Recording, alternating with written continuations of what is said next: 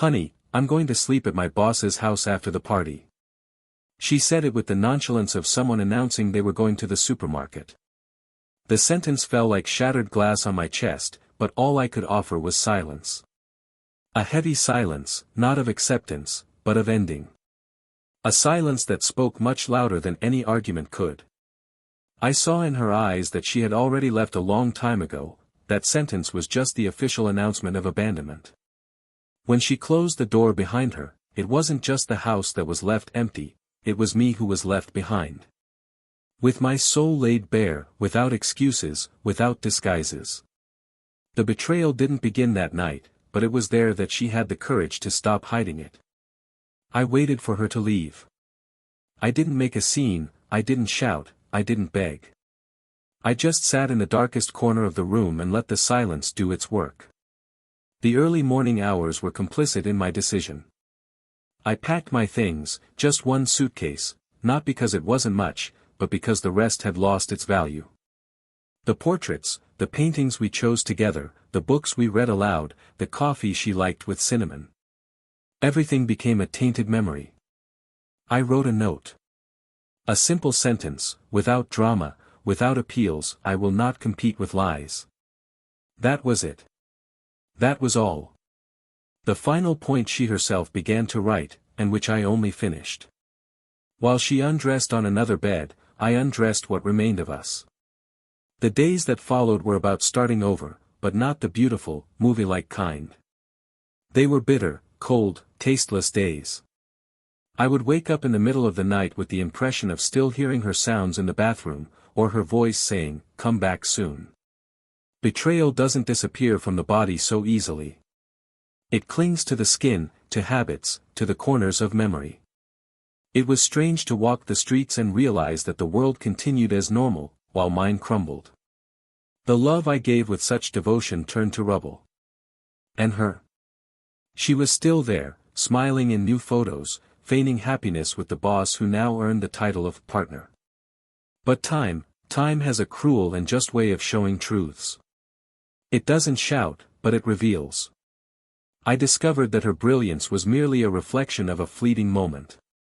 I watched her enthusiasm gradually fade. Mutual friends stopped talking about her. The smile on social media disappeared. Until one day, by chance, if chance exists, I ran into her again. Downcast eyes, tired face, shoulders burdened with guilt that has nowhere to hide. She tried to smile. She couldn't.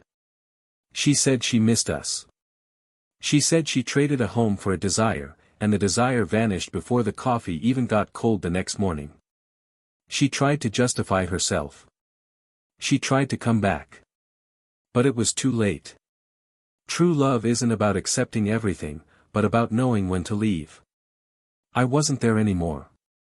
She spoke of longing, I heard silence.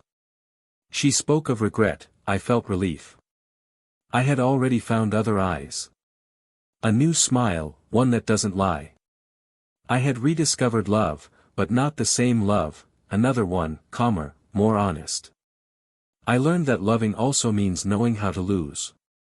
And that forgiving, sometimes, is just the most mature way to move on lightly. She asked me if there was still a chance. I said no, but I smiled. Not out of revenge. But because I finally understood that holding a grudge weighs more than moving on. She was left with the longing for what she destroyed. I was left with the peace of someone who didn't get lost trying to understand why. The pain of betrayal is like an open wound, but time heals everything, as long as we have the courage to leave the past where it deserves to be, behind us. But the most curious thing happened next, when she, in yet another attempt to reconcile, said she understood everything. She said that the freedom she sought, the nights out, the risk, the new desire, were just fantasies dressed up as freedom. That nothing was more liberating than sleeping with someone who knows your quirks, who waits for you with dinner ready, who watches the same series for the third time just to see you happy. And I understood. She didn't trade me for someone better. She traded me for an illusion. But what truly made me understand the magnitude of the loss she experienced was something she never told me directly. Something I was told later, without knowing the impact it would have. A detail. A moment. A choice she made alone, one night, staring at a phone that no longer rang. And that's when everything changes. Because the most painful truth for someone who cheats, isn't seeing the other person move on. It's realizing that the other person is completely gone, and didn't even leave a door ajar. And what did she do that night? What did she try, and fail, thinking there was still time? This is the part of the story that changes everything. Welcome to the channel. Here, we do not romanticize or support any type of betrayal, all the stories are fictional, but they carry profound truths about the real consequences of wrong choices. Our goal is clear, to show that, betraying true love is the quickest way to lose everything that truly matters. Get ready. What you're about to hear is, a shocking, intense, and unforgettable story. Take a deep breath, because it's going to hurt. The sun lazily fell through the windows of the small corner house when Michael set his coffee cup on the counter and watched Laura move around the kitchen.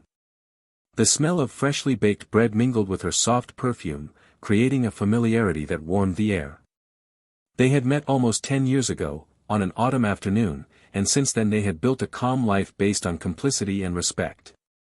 He, a nature photographer, spent entire days capturing the silence of the mountains and the brightness of the mornings.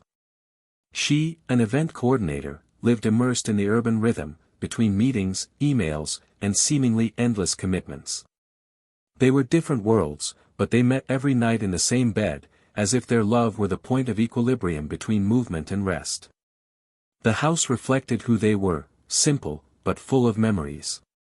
On the shelves, art books shared space with small potted plants that Laura patiently cultivated. Michael said she had healing hands, and perhaps he was right. There was something about Laura that conveyed calm, even when the world outside seemed to be rushing in another direction. She laughed easily, enjoyed making plans, and had a habit of writing down everything she dreamed of doing in a notebook: trips, courses, random ideas. He would sometimes watch her with silent affection and wonder if she knew how much she was loved. Their life was filled with small rituals: coffee together on Sundays, aimless walks after dinner, old movies watched under blankets with cheap wine. It wasn't a love of grand gestures, but of constancy.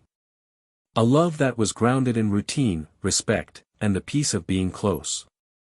However, as happens with almost all couples, time began to move its gears.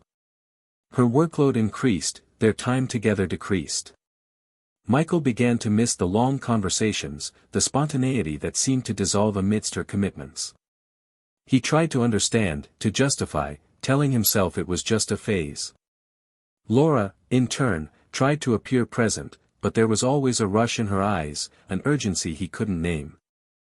On certain nights, when he returned from photography trips, he would find the house empty and the table set for one. The candles they used to light together were now put away.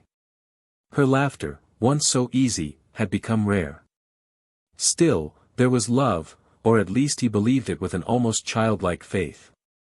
When they were together, Laura still looked at him sweetly, still hugged him tightly, and in those moments Michael believed that everything was all right. He didn't realize, however, that love sometimes begins to transform long before goodbye. Laura had been feeling restless, though she couldn't explain why. There was a sense of emptiness that she tried to fill with work, with goals, with things. Sometimes she caught herself staring into nothingness, trying to understand at what point the simple, secure life she had started to seem small. It wasn't dissatisfaction with Michael, he was everything a woman could want: kind, loyal, caring. But perhaps that was precisely it. The predictability that had once brought her security now left her breathless. She missed feeling her heart race, seeing herself in new situations, discovering new versions of herself. And without realizing it, she began to drift away, one step at a time. Michael noticed the changes, but preferred to believe it was just tiredness. When she said she needed to stay late at work, he would simply smile, prepare dinner, and leave a message saying he was waiting for her. Laura would reply with a heart emoji and a "don't wait up for me," and he clung to that like someone holding a thin rope over an abyss. Deep down, he feared confronting her, as if he feared discovering a truth he didn't want to hear. So he remained silent, and silence became a habit between them. Even so, there was tenderness. In small gestures, in the notes left on the table, in the short messages during the day. Laura still called him my safe haven, and he believed her. She admired him, but in a distant way, like someone appreciating a beautiful photograph. It's there, it's perfect, but it no longer evokes the same thrill. And he kept trying, with the serenity of someone who loves wholeheartedly. Every weekend, he planned something new, a short trip, a different dinner, an outing that could rekindle the spark between them. And sometimes it worked. There were moments when Laura laughed again, snuggled into his chest, and said she felt at home. He believed that was enough. His friends noticed the change. They said Laura was distant, that her gaze was elsewhere. Michael brushed it off, saying she was just busy. The truth is, he was changing too, little by little. He began to reflect on himself, on the kind of man he had become, on the concessions that love demands. Mature love, he thought, is not the kind that thrives on euphoria, but the kind that survives boredom, silence, and waiting. And he was willing to wait as long as it took. Laura, however, felt a growing guilt for not feeling the same way. Sometimes, watching him sleep, she would run her fingers through his hair and wonder if she still loved him in the same way. And she hated what she felt, or what she no longer felt. She tried to recapture the sparkle in the small details, breakfast together, the music they danced to when they met, the touch of their hands intertwined during movies. But nothing seemed to bring back the intensity of before. The monotony, which she once called peace, now felt like a prison. Weeks turned into months. He remained patient, she remained confused. Until a new opportunity arose in her professional life, a large project, full of events and travel. Michael supported her without hesitation, even knowing it would mean less time together. He wanted to see her happy, even if it meant being more alone. Laura, on the other hand, felt alive again. The new challenge brought energy, movement, new people, new perspectives. And it was in this movement that she began to lose herself completely. Not out of malice, but out of carelessness, the carelessness of someone who thinks love waits forever. Michael grew accustomed to the absence. He began to find refuge in small things, in solitary walks, in the photographs he took at dusk, in the silent peace of nature. He discovered that there was beauty in emptiness, even when it hurt. And within him, something began to change as well.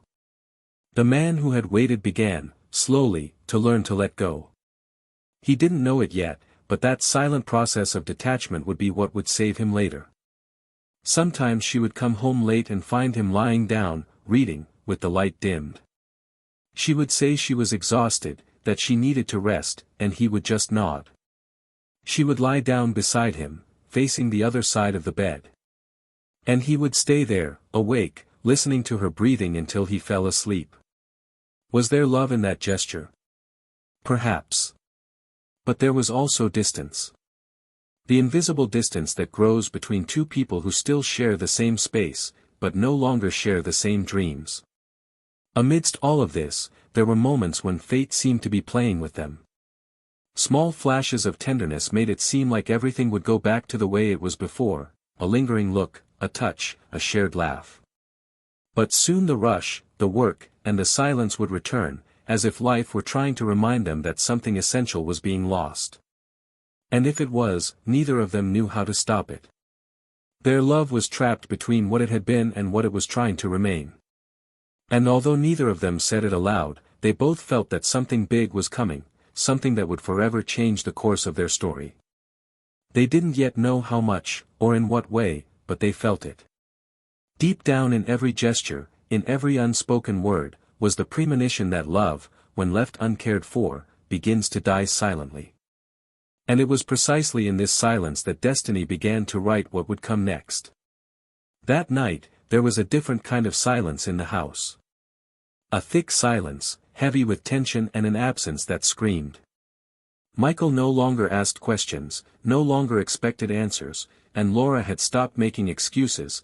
Their conversations had become rare, increasingly formal, almost too polite to be those of a couple. He observed her gestures with a disconcerting calm, like someone watching a bridge he built with his own hands crumble. There was no longer pain in his gaze, but a strange kind of acceptance, and that hurt her more than if he had screamed or cried. He looked at her with a gentleness that seemed to be saying goodbye all the time.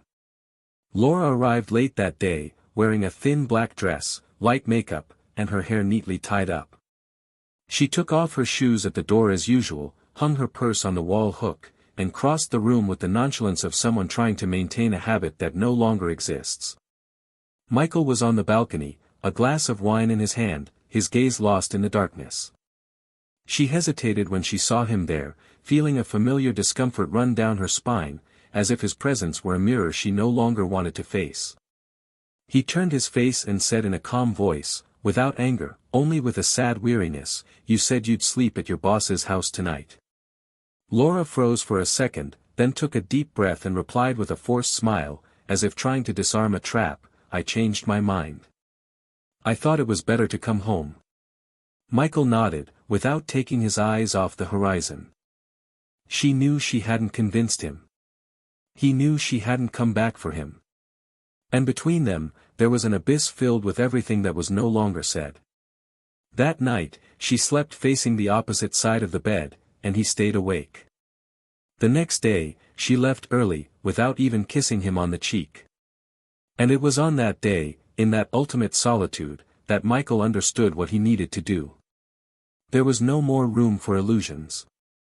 He packed his things slowly, taking only the essentials, and left a note on the bed, the only phrase that still held power within him: "I will not compete with lies." Then he left. Laura returned hours later, tired, her eyes filled with something she didn't even understand. Upon entering, she noticed the unusual silence. She called his name once, then again. The echo was the only answer. The room was half empty. His suitcase, which always sat in the right corner, was no longer there. His scent still lingered in the air, but it was now just a memory. Seeing the note, her hands trembled. She sat on the bed and stared at his handwriting, as if that small piece of paper were a verdict. And it was. In the days that followed, she tried to contact him, called, wrote, but he didn't answer. Michael had withdrawn definitively, not out of revenge, but out of self-respect. She began to live alone in that house, which now seemed larger, colder. The objects seemed to mock her. Their framed portrait on the shelf, the books they read together, even the plates seemed lonely on the table. Time passed slowly. Months dragged on while Laura tried to convince herself that she had done the right thing, that she needed that freedom, that new version of herself. But little by little, the lights of novelty faded. The messages that once made her laugh began to seem repetitive. The conversations with her boss, which once seemed vibrant, became empty. And then, it dawned on her. There was no passion, no love. There was only the desire for something new. And that desire was temporary. One afternoon, while walking through a park they used to frequent together, she saw a family having a picnic. A man with a baby in his arms and a woman smiling beside him.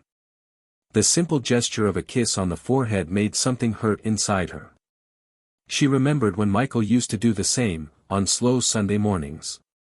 She realized, then, what she had lost. And regret arrived like a late storm, soaking everything. She tried to start over. She sought therapy, called friends, looked for support, but no one seemed to see her the same way anymore.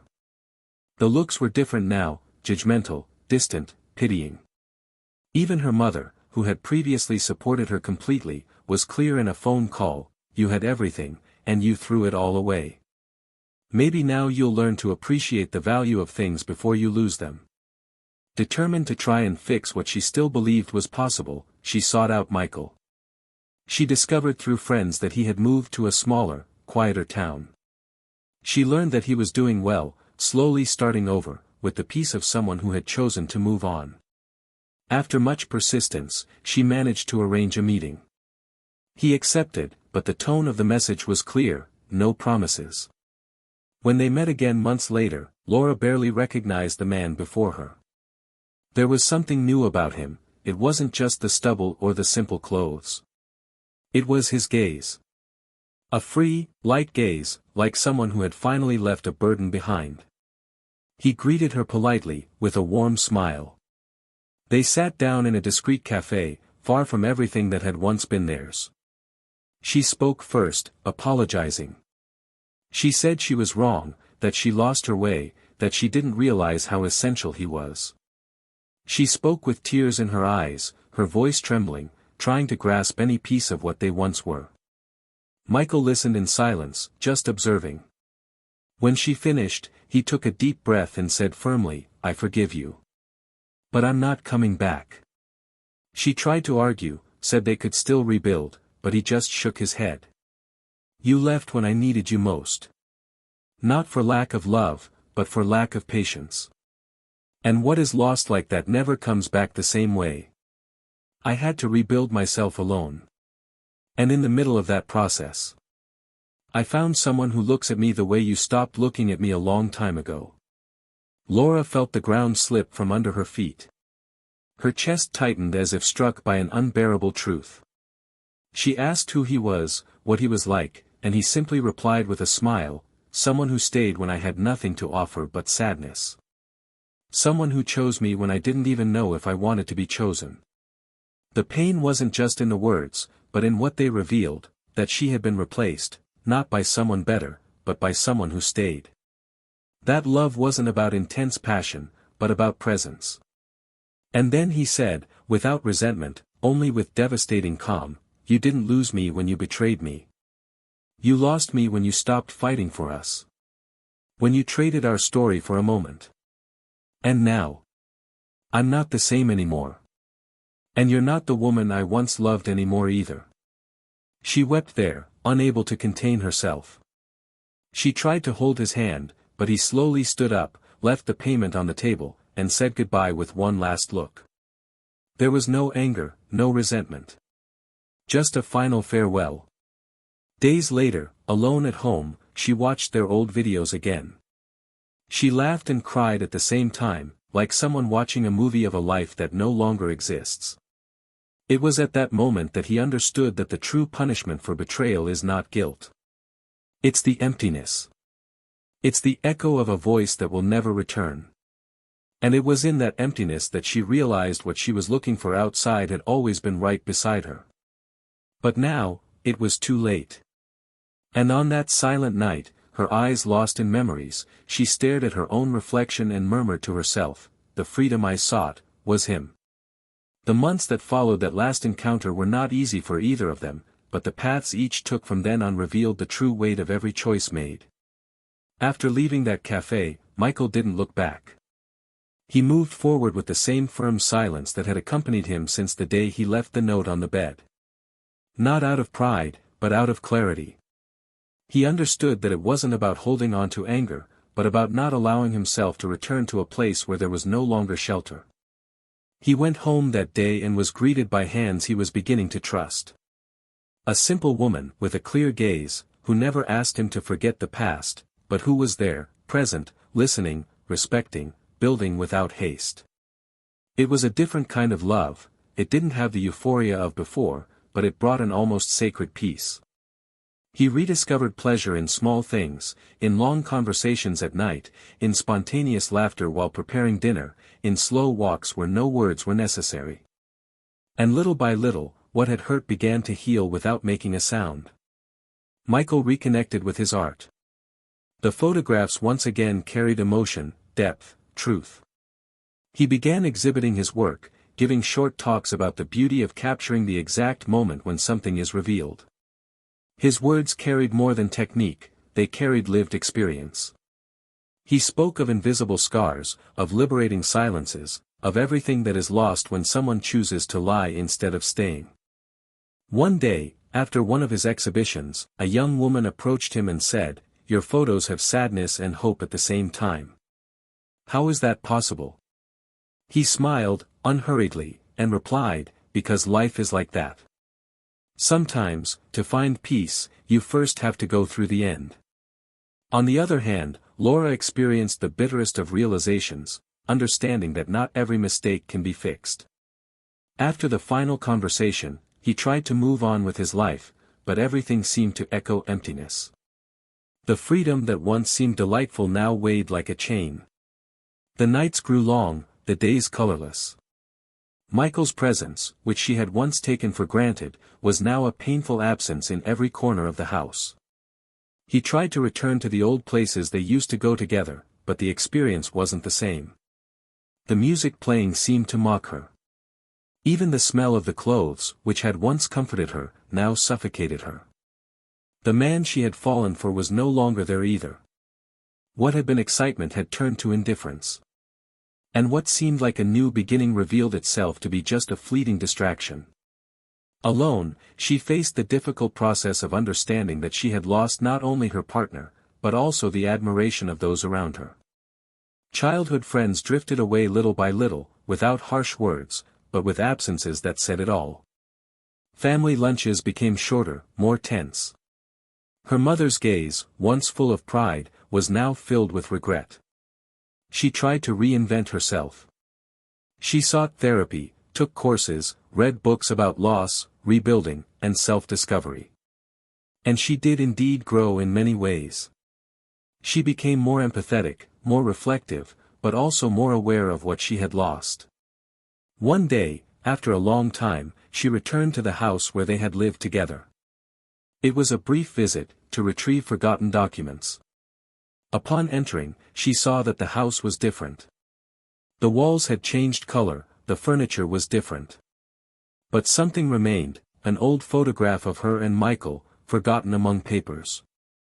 She picked it up, looked at it carefully, and realized that in that image, taken years ago, there was something that no longer existed, not love itself, but the version of her that knew how to love in that way. Over time, Laura learned to live with the absence. She didn't overcome it, she simply accepted it. She continued alone, cultivating her own company, trying to find meaning in what she could still do with her life. One day, in the late afternoon, walking through a square, she saw Michael in the distance with his new partner. They were laughing, holding hands, and between them was a small child running around.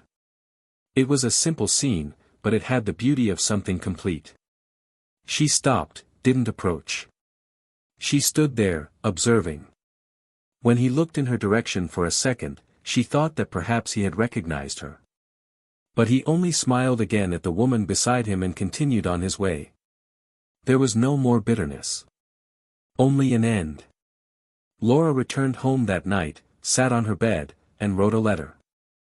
Not to deliver it, but to empty her heart. She wrote about everything she hadn't appreciated, about how she had underestimated routine, about how stability wasn't monotony, but love in its quietest and most faithful form. She ended the letter with a sentence that carried more pain than any tears: I traded love for an impulse, and now I live on the memory of what will never return. Years passed. Michael remarried. He had a daughter. He continued his life serenely, without needing to erase the past, but without allowing it to define his present. Sometimes, he would tell his story in lectures or interviews, without names, without intimate details, but with the clarity of someone who had learned from pain. He said that love doesn't die suddenly, but from neglect, from silence, from accumulated absences.